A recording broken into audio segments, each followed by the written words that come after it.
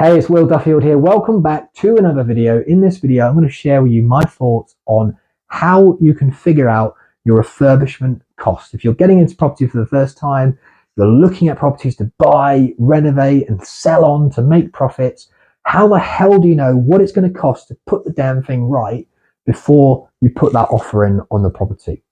Now, there's a couple of different ways you can manage a refurbishment. Simply put, you can have a builder go in and give you a quotation for all the costs of everything, and they've got all the contacts and they manage all the contacts for you to basically bring that project from start to finish and manage the refurbishment.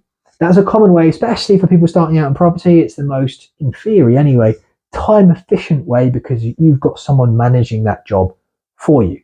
Now, the other approach is you can actually be project manager yourself. So rather than the builder doing it for you, you are essentially bringing in, when they need to come in, you're bringing in your window fitter, the electrician, the bricklayers, the joiners, the plasterers, plumbers, carpet fitters, decorators, etc. You are managing all those people yourself.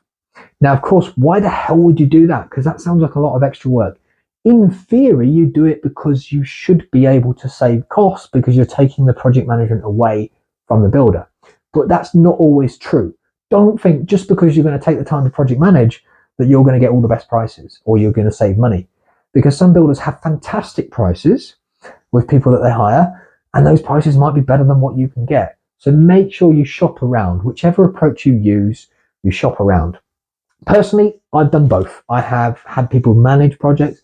Most of my projects, however, I've become project manager and I've built up teams myself so I can ultimately manage those refurbishments. The more you do it, the easier it gets. So I've done that for the most part. But I'd recommend, if you're starting out in property and you're time poor, if you're in a full-time job especially, that you get someone to manage it for you, because you're going to need to be on site often. So if you're not a full-time property developer like me, much easier to have someone do that for you. And so whichever route you choose, but as beginners, you're probably going to choose the project manage for you rather than become project manager approach.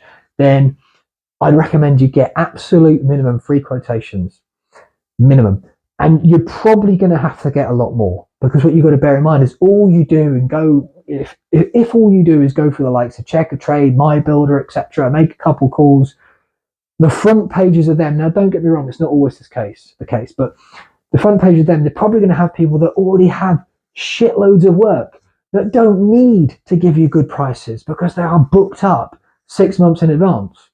So you sometimes have to shop around to find the best. Now, don't get me wrong, those sites I mentioned can be great. It can be a great starting point. You might find someone fantastic on them, but also be prepared that you have to shop around.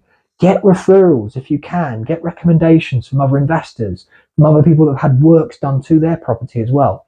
Check those individuals out, of course. Look for references, look for photos of the work they've done. Make sure that you're happy with the quality.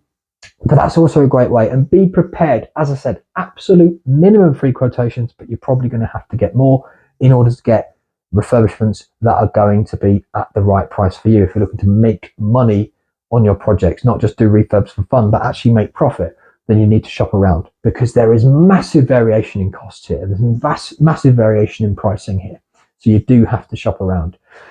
And so when you're starting out, the problem is you need to know the cost of a property refurb, but you haven't necessarily committed to buy the damn thing. You shouldn't be committed to buy a property unless you know what the cost of the refurb are. So it's kind of catch-22. So what do you do about that?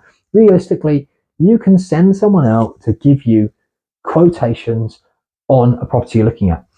And that will give you an idea in the beginning, especially, it starts to build your experience very quickly of what things cost. So when you've sent someone out and you're comparing what the cost is going to be for a property they've quoted for with another similar size property, you're going to start getting an idea pretty quickly of what things cost.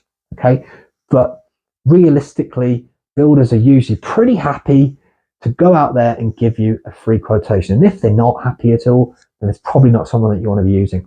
So get them out there. You don't want to send them to 10 places in a week and not buy any of those properties. So bear in mind that be a little bit more selective. Otherwise, they're going to feel like they're wasting their time.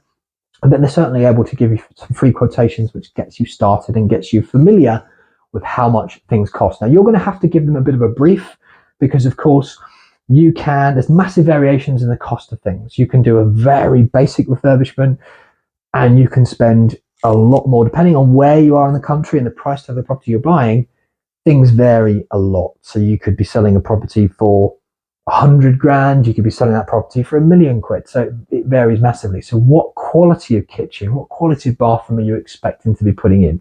Make sure you have that conversation so they can price correctly in that case.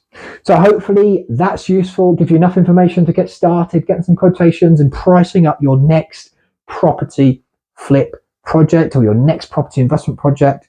If you found this video useful in some way, then go ahead, like, subscribe to the channel, and you will see me very soon.